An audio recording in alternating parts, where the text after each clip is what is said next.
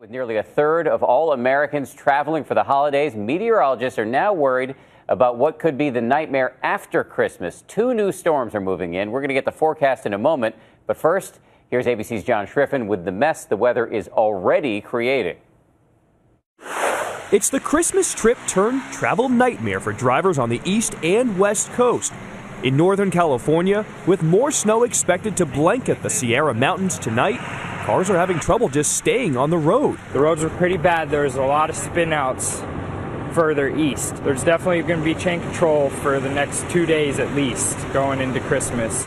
With warmer temperatures in the Bay Area, the pounding rain has been the big hazard. Near San Jose, this bad accident happened after one driver going too fast skidded across 5 lanes, crashing into the other.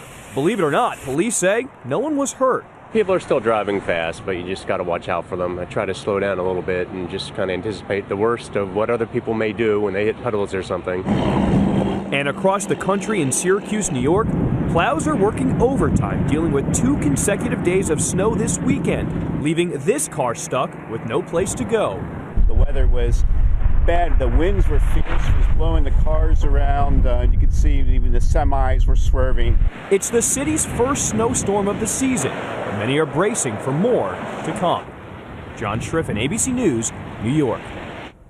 On the set with us tonight, Amy Freeze, our meteorologist from our affiliate here in New York, WABC. So you've got 3 things you're looking at tonight. The first storm is for the Northeast, and this one looks more wet than white, but it still will give some folks a white Christmas. As it moves through Washington late tomorrow evening, it'll produce a little bit of light snow. Mainly the snow stays in central Pennsylvania and central New York, 1 to 3 inches possible there. As it rolls along the I-95 corridor, it's mainly rain. If you're north of I-287, you may get a little dusting.